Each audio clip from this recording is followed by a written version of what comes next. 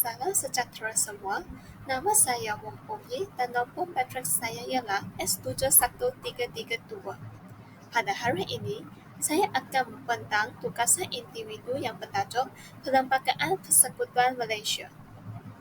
Dan soalannya ialah, Perlembagaan Persekutuan Malaysia merupakan undang-undang dasar yang menjadi panduan kepada pemerintahan negara Malaysia. Bincangkan 3 fungsi perlembagaan dalam mewujudkan kehidupan masyarakat yang harmoni di negara ini. Pada permulaannya, apakah itu Perlembagaan Persekutuan Malaysia? Perlembagaan merupakan satu dokumen yang mengandungi semua susunan peraturan dan undang-undang dasar yang dianggap penting bagi pemerintahan dan pentadbiran sesebuah negara. Perlembagaan Persekutuan Malaysia juga merupakan undang-undang utama dan tertinggi di Malaysia yang mengandungi 183 perkara.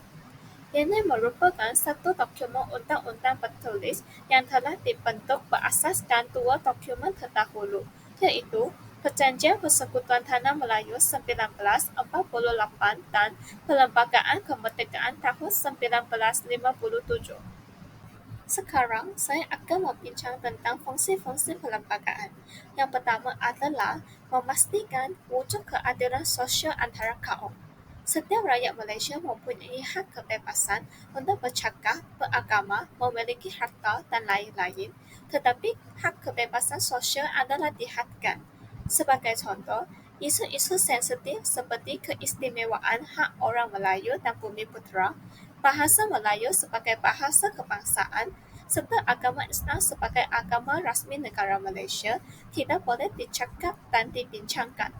Justru jika bercakap mengenai isu-isu sensitif, tindakan ini mungkin menimbulkan kebencian oleh kaum lain dan pergaduhan antara kaum akan berlaku, menyebabkan keselamatan serta keharmonian masyarakat dan negara akan terancam. Membentuk pemerintahan yang adil adalah fungsi perlembagaan yang kedua. Sistem demokrasi berparlimen merupakan sistem yang diamalkan oleh Malaysia di bawah pentadbiran Raja Berperlembagaan dan Seri Paduka Baginda yang di-Pertuan Agong sebagai Ketua Negara.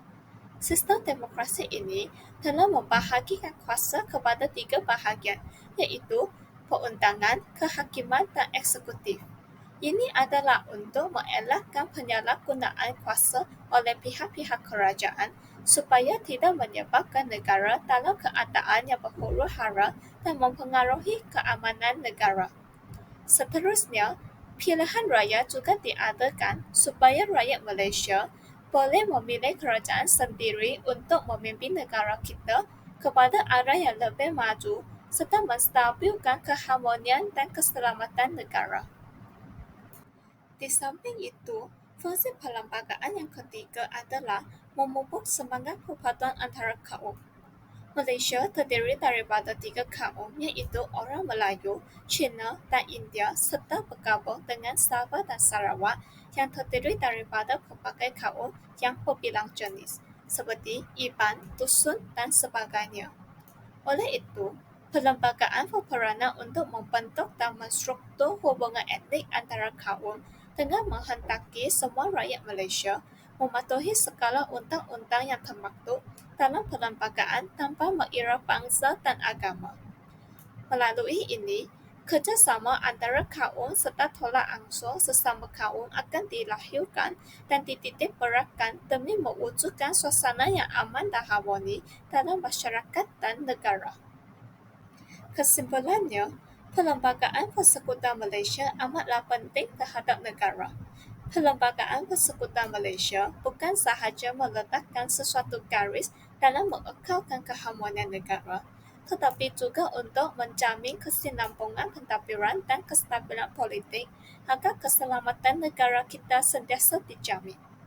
Dengan ini, negara kita juga akan ke arah yang semakin maju dan bersedia untuk bertaraf dengan negara maju yang lain pada masa yang akan datang.